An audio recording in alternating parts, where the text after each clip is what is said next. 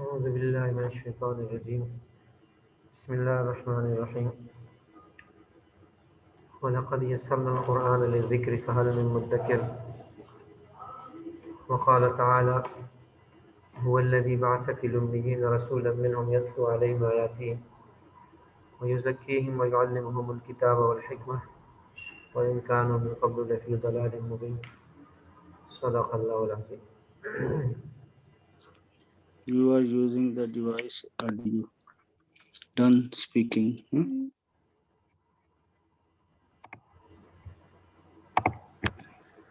اچھا جی، محترم بھائی اور دوستوں، بزرگوں اور بہنوں، آپ حضرات کے سامنے کلام اللہ شریف کی ایک دو آیت تلاوت کی. چونکہ اب یہ ہمارا دوسرا وہ سلسلہ ہے قرآن کے سمجھنے کا، اس کے پڑھنے کا، اور قرآن کس مقصد کے لیے اللہ جل شانہ. تو اس حوالے سے دو تین باتیں آپ حضرات کے سامنے ذکر کرتا ہوں.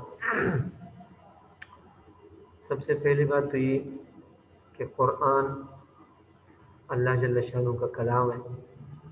القرآن کتاب اللہ، اور اللہ جل شانہ کی طرف سے نازل کردہ ہے، اور جبریل امین اس کو لائے ہیں اللہ تعالیٰ کی طرف سے. نزل به الروح الامین علی قلبک لتکون من المنذرین، اور نبی صلی اللہ علیہ وسلم کے قلب اطہر پر اللہ جل شانہ نے قرآن کو نازل فرمایا.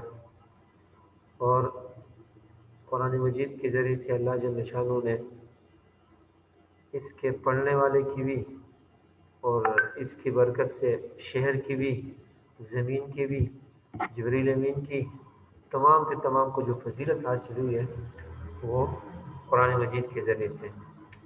مثلا اللہ جل شانہ نے وَهَذَا الْبَلَدِ الْأَمِينِ سورہ 3 میں وَالتِّينِ وَالزَّيْتُونِ وَطُورِ سِينِينَ وَهَذَا الْبَلَدِ الْأَمِينِ، بلد امین کی قسم اللہ جل شانہ نے اٹھائی ہے. اور سورہ بلد میں بھی ہے لا اقسم بهذا البلد وانت حل بهذا البلد، جس شہر میں آپ آئے ہیں اے نبی آخر الزمان، اس شہر کی قسم.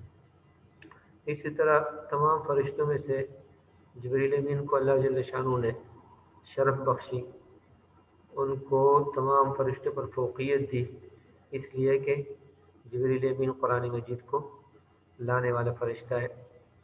اور اسی بنا پہ جو حافظ قرآن ہوتا ہے اللہ جل شانہ اس کو اتنا شرف عطا فرماتے ہیں کہ حدیث میں آتا ہے کہ ایک حافظ قرآن 10 بندوں کی، اور ایسے بندے جن پر جہنم واجب ہو چکی ہو، وہ سفارش کرے گا قرآن مجید.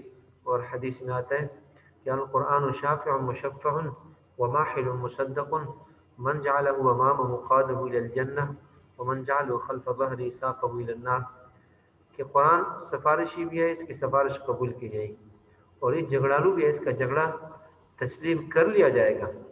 جو اسے آگے رکھے، من جعله امامه، آگے رکھنے سے مراد قرآن کو پڑھے، اس کے فرامین پہ عمل کرے اور اس کو سمجھے، تو قاده الى الجنہ، یہ قرآن مجید اس شخص کو جنت کی طرف لے جاتا ہے.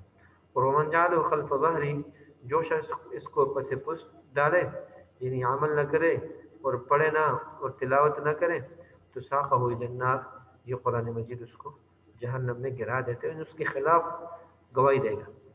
جیسے سورہ فرقان کی آیت ہے کہ وقال الرسول یا ربی ان قوم اتخذوا هذا القرآن مہجورا، قیامت کے دن رسول کہے گا کہ اے میرے رب، میرے اس قوم نے قرآن مجید کو چھوڑ دیا تھا. اتخذوا هذا القرآن مہجورا، ہم تو یہ سوچ رہے ہیں کہ نبی صلی اللہ علیہ وسلم ہمارے حق میں سفارش کریں گے، تو ان لوگوں کے حق میں سفارش کریں گے جو محمدی بن کر کے نبی صلی اللہ علیہ وسلم کی اطاعت دنیا میں کرتے ہیں، تو ان کے بارے میں سفارش قرآن مجید کرے گا. جو قرآن کو چھوڑ رہے ہیں، پس پش ڈالا جنہوں نے، تو نبی ان کے خلاف سب گواہی دے گا. وقال الرسول یا رب ان قوم اتخذوا هذا القرآن مہجورا، کہ میرے اس قوم نے قرآن مجید کو چھوڑ دیا تھا. تو قرآن مجید اللہ جل شانہ کا کلام ہے. اللہ جل شانہ نے اس کو امت کی ہدایت کے لیے شروع صورت جو سورہ بقرہ جو قرآن مجید کی دوسری صورت ہے کہ ذالک الکتاب لا ریب فیہ ھدی للمتقین، یہ قرآن مجید لا ریب کتاب ہے، اس میں کوئی شک نہیں، اور ھدی للمتقین یہ متقین کے لیے ہدایت ہے، یہ راستہ دکھاتا ہے جنت کی طرف جانے کا، کامیابی کا، دنیا اور آخرت کی کامیابی کا راستہ قرآن مجید بتاتا ہے اور دکھاتا ہے۔ تو ھدی للمتقین کتاب ہے، اور یہ قرآن مجید آسان ہے، وَلَقَدْ يَسَّرْنَا الْقُرْآنَ لِلذِّكْرِ فَهَلْ مِن مُدَّكِرٍ، اور اس کی زندہ مثال ہے، ہم دیکھتے ہیں کہ 6-7 سال کا بچہ، 8 سال کا بچہ، 9 سال کا بچہ وہ قرآن مجید پورا کے پورا حفظ کر لیتا ہے، اور ایسا حفظ کر لیتا ہے کہ ان کو ازبر یاد ہوتا ہے، اور بعض تو ایسے ایسے حفاظ بھی ہیں جن کو کمپیوٹر کہا جاتا ہے، قرآن کا کمپیوٹر ہوتا ہے وہ، تو وہ ان کو اگر کہا جائے کہ الحمدللہ رب العالمین الرحمن الرحیم مالک یوم الدین دوسری جانب سے پڑھو، یعنی غیر المغضوب علیہم ولا الضالین، وہ اس طرح شروع کر دیں گے، پورا قرآن مجید پڑھ کے سنا دیں گے۔ اور یہ بھی اگر ان سے پوچھا جائے قرآن کی یہ آیت نمبر کون سی ہے اور کس صورت میں اور کس پارے میں، یکدم بتا دیں گے۔ ایسے ایسے حافظ بھی موجود ہیں، تو یہ قرآن کا معجزہ ہے۔ ویسے عام عبارت ہے، اگر ہم یاد کر بھی لیں کوئی انگلش کی کتاب ہو، اردو کی، تو لائن در لائن اس میں اتنے صفحے ہو 400-500، اور اس کو ہم بتائیں کہ یہ فلاں ہے اور فلاں بات ہے اس میں، تو ہم نہیں بیان کر سکتے۔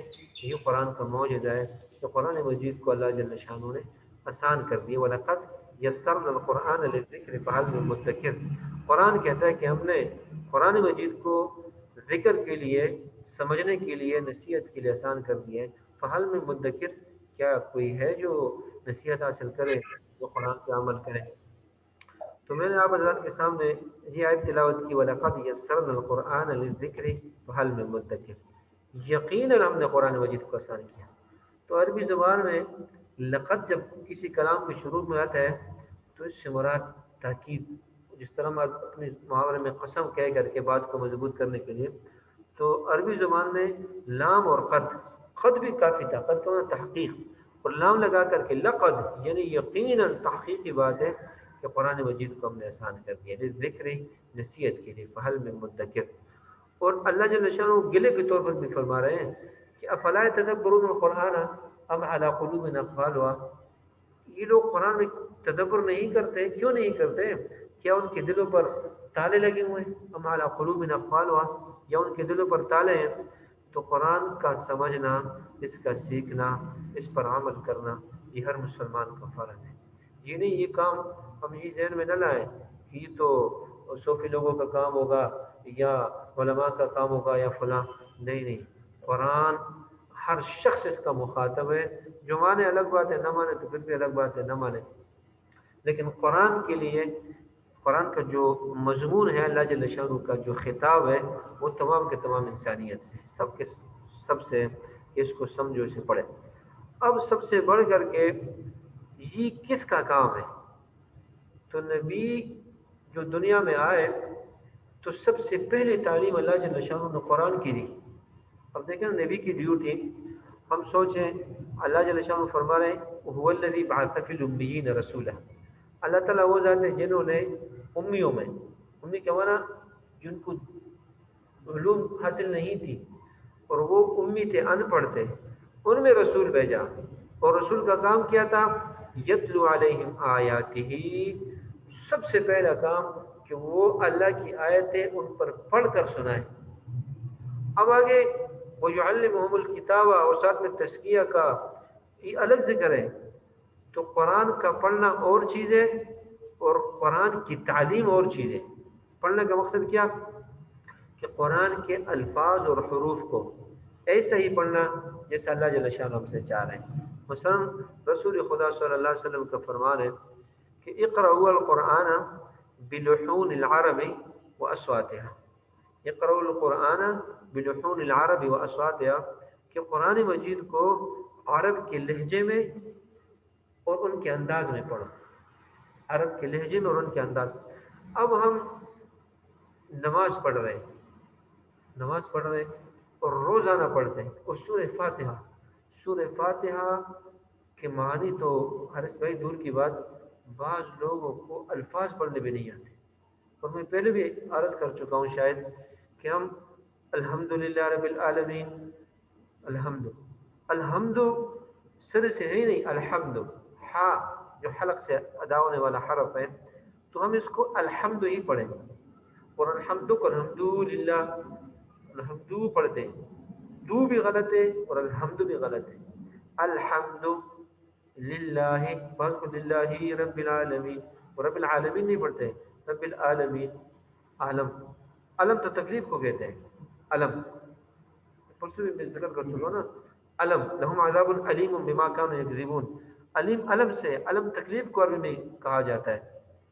تو ہم پڑھتے ہیں الحمد للہ رب العالمین الرحمن الرحیم. نعوذ باللہ. تو ہم الفاظ بھی درست کرنا، ٹھیک کرنا تجوید کے مطابق. مثلا سورہ مزمل میں آتا ہے نا کہ ورتل القرآن ترتیلا. آپ قرآن کو ترتیل سے، ترتیل کا معنی جو اس کا ہم جو عام زبانیں پڑھتے ہیں نا، مثلا انگلش کوئی بول رہا ہو تو اس کے لیے ہم کہتے ہیں کہ نہیں اسٹائل بھی اس طرح کا بنا دو. اور ویلکم، ہمارے دوست ہیں نا وہ ویلکم بولتے ہیں کہ ویلکم نہیں ویلکم، اس طرح بولو تاکہ جو نا او کی آواز جو ہے وہ بھی نکلے. اور اس طرح کا لہجہ بناؤ، اسٹائل بھی اس طرح بناؤ تاکہ جو نا ہم انگریز لگیں. تو ان کے لیے جب ہم اتنی کوشش کر رہے ہیں تو قرآن کو جو ہم سے مطالبہ ہے کتاب اللہ کا، اللہ کی کتاب کا، تو اقرأ القرآن بلحون العرب واصواتها ورتل القرآن ترتیلا. قرآن کو ترتیل سے پڑھو، تجوید سے پڑھو. اور تجوید کا معنی بھی یہی ہے کہ جہاں سے حرف ادا ہونا ہے مدری سے ادا کریں. مثلا اس میں بعض حروف شفویہ ہے ہون سے ادا ہونے والے، بعض حروف حلقی ہیں، بعض نرم حروف ہیں، بعض موٹے حروف ہیں. تو اس طرح مثلا نرم حروف کی مثال سا، زال اور ضا، یہ نرم حروف، اس کو نرمی سے پڑھنا ہے. مثلا جہاں کے بھی آ جائے نا تو ہم اس طرح نہیں کہیں مثل الذین، مثل الذین حملوا التوراۃ، الذین اس میں آیا یا ایھا الذین، یا الذین نہیں، یا ایھا الذین آمنوا. تو اس کو اسی انداز سے ہم پڑھیں گے. تو قرآن کا مطالبہ ہم سے یہی ہے. تو میں عرض یہ کر رہا تھا کہ قرآن کی تلاوت اور چیز ہے، قرآن کی تعلیم اور چیز ہے. تلاوت کا معنی الفاظ کو پڑھنا، اور قرآن کی تعلیم کا معنی اس کے مفہوم کو سمجھنا. دیکھیں میں نے جو آیت تلاوت کی نا، هو الذی بعث فی الامیین رسولا منہم یتلو علیہم آیاتہ ویزکیہم ویعلمہم الکتاب ویعلمہم الکتاب. قرآن کی تعلیم کو اللہ نے الگ ذکر کر دیا. ایک تلاوت کا ذکر کر دیا ہے، ساتھ میں تزکیہ کا، دل کی صفائی کا، شرک سے و خرافات سے و بدعات سے، ساتھ ساتھ وَيُعَلِّمُهُمُ الْكِتَابِ، ان کو قرآن کی تعلیم دینا. یہ نبی کا کام ہے. نبی آخر الزمان محمد مصطفیٰ صلی اللہ علیہ وسلم جو تمام انبیاء کرام کے سردار تھے، ان کی پہلی ڈیوٹی اللہ جل شانہ فرما رہے کہ ان میں سے میں نے نبی کو بھیجا. ادھر دے اجے گھر دے دیں ان کے یہ فلیٹ میں ساتھ.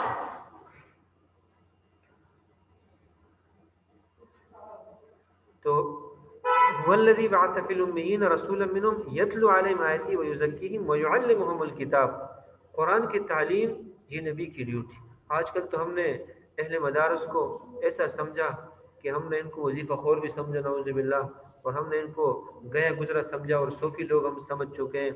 حالانکہ جو کام وہ کر رہے ہیں، جو محنت وہ کر رہے ہیں، اپنے یعنی تمام کے تمام اپنی زندگی دے کر کے، اپنے اوقات دے کر کے.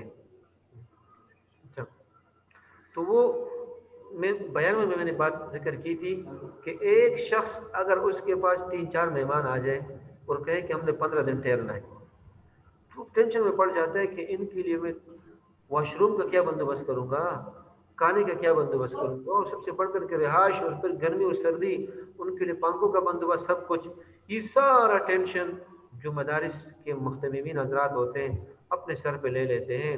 کبھی کس ملک میں جا رہے ہیں چندے کے لیے، کبھی کسی کے پاس جا رہے ہیں، اور ادھر بچوں کو سہولتیں دے رہے ہیں تاکہ قرآن کی تعلیم جو ہے سیکھ جائے.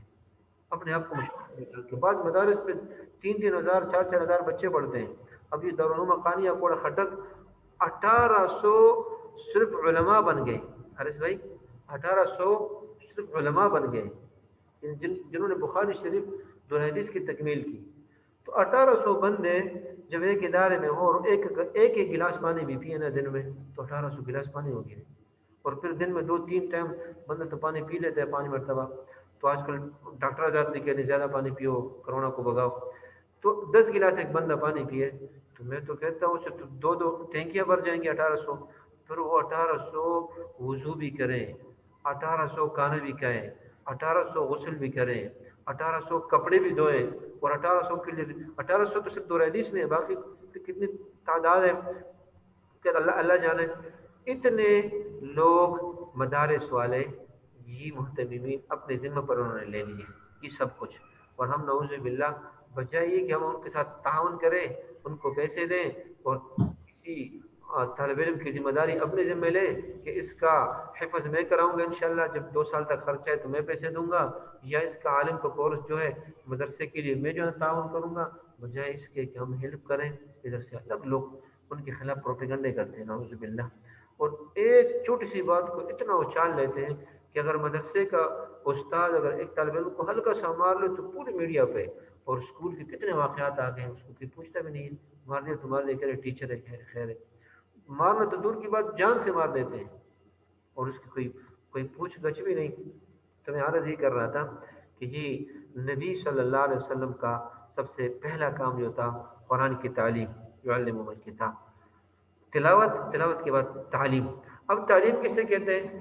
تعلیم و تعلم کا معنی ہوتا ہے سیکھنا سکھلانا، خود سیکھنا دوسروں کو سکھانا. جو میں نے جس مقصد کے لیے آیت تلاوت کی، مقصد یہ کہ قرآن کا سیکھنا سکھانا یہ ایک الگ فضیلت رکھتا ہے، باعث ثواب ہے. اب قرآن مجید کی جو تفسیر ہے، تفسیر ہم جو تفسیر کرتے ہیں نا آج کل، تفسیر کا جو نام دیا ہے، تو تفسیر فسر یفسر تفسیرا سے، فسر یفسر تفسیر کا معنی کھولنا، کسی بند چیز کو کھولنا. بطور مثال ایک بٹوا ہو یا ایک شاپر ہو، وہ بند ہو، اس کو کھول کر کے اس کے اندر کیا ہے. تو اسی طرح قرآن مجید کے مفاہیم کو کھولنا اس کو تفسیر کہتے ہیں. اور کیسے ہم اس کو کھولیں گے؟ کس بنا پہ؟ اپنی باتیں لگا کے نہیں. سب سے پہلے قرآن کے لیے اصول یہ کہ القرآن یفسر بعض بعضا، قرآن اپنی تفسیر خود کرتا ہے. القرآن یفسر بعض بعضا، قرآن اس کے سے بعض الفاظ اس میں بعض کی تفسیر کرتے ہیں. مثلا جہاں کہ اجمال ہوتا ہے دوسری جگہ پر اس کی تفصیل آ جاتی ہے، جہاں ایک آیت ذکر دوسری جگہ پر 3-4 آیتیں آ جاتی ہیں. مثلا موسیٰ علیہ السلام کا واقعہ کہیں پر اجمال کے ساتھ ہے کہ موسیٰ علیہ السلام کو دریا میں ڈالا، اور کہیں پہ تفصیل ہے کہیں موسیٰ علیہ السلام کو کلاٹھی مارو، اور انہوں نے ماری کس پہ، تو کہیں پہ تفصیل ہے کہ اسے پتھر سے چشمے پھوٹ پڑے، دریا میں راستے بن گئے. تو یہ سارے کے سارے واقعات قرآن مجید میں بعض جگہ پر اجمال ہے اور اس کی تفصیل بھی ہے. تو سب سے پہلے القرآن یفسر بعض بعضا کا معنی قرآن سے ہم تفسیر نکالیں گے. جو سب وہ آئے تھے نا سورہ فاتحہ میں جو ہم پڑھ چکے، صراط الذین انعمت علیہم، ان لوگوں کا راستہ میں دکھا دے جن پر تیرا انعام ہوا ہے. تو انعام کن لوگوں پر ہے؟ جو قرآن خود تفسیر کرتے ہیں سورہ نساء میں، اولئک مع الذین انعم اللہ علیہم من النبیین والصدیقین والشہداء والصالحین، کہ منعم یافتہ لوگ نبی، صدیقین، شہداء اور صالحین ہیں. اسی طرح اگر ہمیں قرآن کی تفسیر قرآن میں نہ ملے، القرآن یفسر بعض بعضا، قرآن کی تفسیر قرآن میں نہ ملے، تو پھر ہم احادیث رسول، سنت رسول جسے کہتے ہیں، اس میں ڈھونڈیں گے. سنت رسول، احادیث رسول صلی اللہ علیہ وسلم میں ہم قرآن کی تفسیر ڈھونڈیں گے. سب سے پہلے القرآن یفسر بعض بعضا، قرآن کی تفسیر خود کرتا ہے. دوسرا کہ اگر ہم اس میں نہ پائیں تو فبسنت رسول اللہ صلی اللہ علیہ وسلم، رسول اللہ صلی اللہ علیہ وسلم کی سنت سے ہم اس کو حل کریں گے. اگر اس میں بھی نہ ہو تو صحابی نے کہا کہ اجتہد برأیی، میں اپنی رائے سے اجتہاد کروں گا. تو رسول اللہ صلی اللہ علیہ وسلم نے اس کے قسم کی تعریف کی کہ اللہ جل شانہ کا شکر ہے کہ اللہ جل شانہ نے میرے امت میں ایسے لوگوں کو بھی پیدا کیا جو قرآن کے سمجھنے میں کوشش کر رہے ہیں. تو میں عرض ہی کر رہا تھا کہ فسر یفسر تفسیر، اس کا معنی ہے کھولنا، کسی بند چیز کو کھولنا.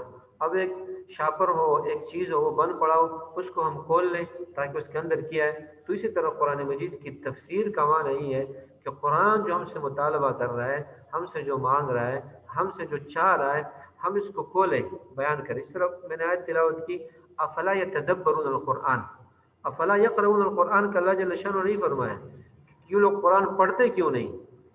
اس کا گلہ اور شکوہ اللہ تعالیٰ نے نہیں کیا، بلکہ افلا یتدبرون القرآن ام علی قلوب اقفالها، یہ لوگ قرآن میں تدبر کیوں نہیں کرتے ہیں؟ اور تدبر کہتے ہیں سوچ بچار غور و فکر، یہ کرنا اور قرآن کے مفاہیم اور مضامین کو نکالنا، اس کو کہتے ہیں تدبر۔ ام علی قلوب اقفالها، یا ان کے دلوں پر تالے لگے ہوئے؟ تو تالا تو نہیں ہے، اللہ جل شانہ نے ہر انسان کو شعور، ادراک، فہم و بصیرت، حس عطا کی ہے، عقل دیا ہے، تبھی تو مکلف بنایا، ورنہ بچے اور مجنون پاگل جو ہوتے ہیں لہیم شہیم جسامت کے اعتبار سے صحیح مضبوط، لیکن اللہ جل شانہ نے انہیں مکلف نہیں بنایا، اس بنا پہ ان میں عقل نہیں ہے۔ جب اللہ جل شانہ نے عقل عطا کر دیا ہے تو اس عقل کو بجائے اس کے کہ ہم خرافات میں، فضولیات میں، بدعات میں، ان چیزوں میں استعمال کریں، اس سے بہتر یہ کہ کتاب اللہ کے سمجھنے میں۔ اب آسان مقصد کہ اپنے بچوں کو قرآن مجید سکھا دو، پھر وہ سب کچھ سیکھ جائیں گے۔ مقصد یہ کہ اگر ان کو انسان بنانا ہے تو ان کو قرآن سکھا دو اور قرآن کے مفاہیم اور مضامین سمجھا دو۔ اب ہمارے اکثر دینی مدارس کے اساتذہ فرماتے ہیں کہ اپنے بچیوں کو سورہ بقرہ، سورہ نساء، سورہ نور یہ پڑھا دو تو یہ امت کی یعنی ماؤں کے ساتھ ساتھ یہ پورے مدرسے بن جائیں گے۔ ان سے جو سلسلہ آگے چلے گا تو ان کو مسائل کا پتہ ہوگا، قرآن کیا مطالبہ کرتا ہے، کیا چاہتا ہے، خواتین سے کیا چاہتا ہے، مردوں سے کیا چاہتا ہے۔ تو جب ان کو سارا طریقہ پتہ ہوگا تو گھر کی وہ ملکہ ہوگی، ملکہ۔ نعوذ باللہ آج کل ایسا فضا بنایا گیا ہے کہ میرا جسم میری مرضی، یہ تو کلی بغاوت ہے۔ ہم ہیں اللہ کی، اللہ تعالیٰ نے ہمیں بنایا ہے، ہم پر اپنی مرضی بالکل ناجائز خودکشی کیوں حرام؟ اس لیے کہ یہ جان ہماری نہیں، اللہ تعالیٰ کی طرف سے عطا کرتا ہے۔ تو ہم کہیں کہ میرا جسم میری مرضی، یہ تو اللہ جل شانہ سے اعلان جنگ ہے اور یہ بغاوت ہے۔ میرا جسم میری مرضی نہیں ہے، میرا جسم پر اللہ کی مرضی، اللہ جل شانہ مجھ سے جو چاہتے ہیں تو مجھے وہ کرنا چاہیے۔ اور اللہ جل شانہ کا قرآن بڑا پڑا ہے، رسول اللہ صلی اللہ علیہ وسلم کی تعلیمات جو ہے وہ بڑی پڑی ہیں۔ ہمیں مسلمان دنیا اور آخرت میں کامیابی ہم سے چاہتا ہے اور ہمیں جنت کی طرف لے جا رہا ہے قرآن، لیکن ہم اسی وعید میں اپنے آپ کو خود لانا چاہتے ہیں کہ قیامت کے دن رسول کہے گا وقال الرسول یا رب ان قومی اتخذوا هذا القرآن مہجورا، کہ اے میرے رب میرے اس قوم نے، ہم تو کہتے ہیں ہم رسول اللہ صلی اللہ علیہ وسلم کی امتی ہیں، امتیوں نے کا ہم دعویٰ کر رہے ہیں، لیکن یہ دعویٰ ہمارا جیسے کہ ایک شعر ہے کہ اتعص الرسول وانت تظہر حبه هذا لعمري في القياس بديع ان كان حبك صادقا لاطعته ان المحب لمن يحب مطيع۔ ادھر سے رسول کی نافرمانی ہو رہی ہے، ادھر سے کہہ رہے کہ میں محب رسول و عاشق رسول۔ اتعص الرسول وانت تظہر حبه، رسول کی نافرمانی کر رہے اور محبت کا اظہار ہے۔ هذا لعمري في القياس بديع، خدا کی قسم کی یہ بالکل ناممکن بات ہے اس بنا پہ کہ انکان حبک صادقا لاطعته، اگر آپ اپنی محبت میں سچے ہوتے تو آپ نبی کی اطاعت کرتے، کیوں؟ ان المحب لمن يحب مطیع، اس لیے کہ یہ دنیا کا قانون ہے کہ جو محب محبوب کا مطیع ہوتا ہے، یعنی جو محبت کرنے والا ہے، جس سے محبت کی جاتی ہے اس کی بات مانتا ہے۔ تو یہاں تو نے کون سی بات مانی ہے؟ شریعت کی مخالفت ہے، ہر جگہ خرافات ہے، ہر جگہ بدعات کے پیچھے لگا ہوا ہے، اور ادھر سے کہہ رہے کہ میں محب رسول اور عاشق رسول ہوں۔ یہ عشق رسول یہ محض دھوکہ ہے، اور ایسے لوگ جو زبان میں کچھ اور ہو دل میں کچھ اور، تو وہ منافقین کے زمرے میں آتے ہیں اور منافقین جہنم میں جائیں گے۔ تو اسی بنا پہ ہمارے لیے ضروری ہے کہ ہم قرآن مجید کو پڑھیں، یتلو علیہم، تلاوت اور چیزیں، اور وَيُعَلِّمُهُمُ الْكِتاب، تعلیم قرآن اور چیزیں۔ قرآن کا جیسا پڑھنا باعث ثواب ہے، اسی طرح قرآن کی تعلیم و تعلم، سمجھنا، سیکھنا، سکھانا۔ اور رسول خدا صلی اللہ علیہ وسلم کا فرمان بھی ہے کہ خیرکم من تعلم القرآن وعلمہ، تم میں سے بہترین شخص، اچھا شخص، کامیاب شخص وہ ہے جو قرآن خود سیکھے اور لوگوں کو سکھائے۔ تو یہ دوسرا مرحلہ ہمارا جو ہے یہ آج سے ہم نے آغاز کر دیا ہے۔ جو پہلے 3 ماہ تھا جس میں 20 اسباق تھے، تو وہ سلسلہ درمیان میں ہم نے 10-12 دن کا وقفہ رکھا تھا، تو اب سے یہ دوسرا سلسلہ اور مرحلہ شروع ہے انشاءاللہ العزیز۔ تو اس میں ہم ریگولر باقاعدہ قرآن مجید کا شروع سے سورہ فاتحہ سے اسٹیج بائی اسٹیج، تدریج بتدریج آہستہ آہستہ پڑھیں گے انشاءاللہ العزیز. تو تمام احباب سے جتنے بھی ہوں اپنے دوست احباب کو بھی ساتھ ساتھ بتاتے جائیں. ہمارے حارث بھائی نے تو 300-400 بندوں کو تقریباً وہ کیا ہوا ہے، تو جتنے ہو سکے زیادہ سے زیادہ تو ان کو مدعو کریں، دعوت دیں، بلائیں تاکہ ان کا بھی استفادہ ہو. اور جو بات سمجھ میں نہ آئے تو بے شک پوچھ سکتے ہیں میسج کے ذریعے یا وائس کے ذریعے سے بھی. اور جو حضرات کوئی بات اپنے حوالے سے مسئلہ پوچھنا چاہتے ہو تو وہ بھی بے شک پوچھ سکتے ہیں. یہ 40 منٹ کا ہمارا ٹائم ہوتا ہے. تو آج کے لیے اتنا ہی کافی ہے. اللہ جل شانہ تمام کی حاضری کو اپنے بارگاہ میں قبول و منظور فرمائے، اور دن دگنی اور رات چگنی ترقی عطا فرمائے، اور تمام کی پریشانیاں دور فرمائے. تمام کے روزگار میں اللہ تعالیٰ برکت عطا فرمائے، اور آفات و بلیات سے، نظر بد سے، حاسدوں کی حسد سے، شریوں کی شر سے، ظالموں کے ظلم سے، بدخواہوں کی بدخواہی سے، تمام ناچاکیوں سے، اختلافات سے اور شر سے اللہ جل شانہ ہم سب کی حفاظت فرمائے. جو مسلمان بیمار ہیں حاضرین میں سے یا ان کے رشتہ داروں میں سے، تمام کے تمام کو اللہ تعالیٰ شفاء کاملہ عاجلہ مستمرہ عطا فرمائے. اور اللہ جل شانہ ہمیں قرآن کے پڑھنے سمجھنے کا شوق اور جذبہ ہم سب کو عطا فرمائے، اور آخرت میں نجات کا ذریعہ اللہ جل شانہ وعلیہ. سبحانک اللہ نشهد ان لا اله الا انت نستغفرك ونتوب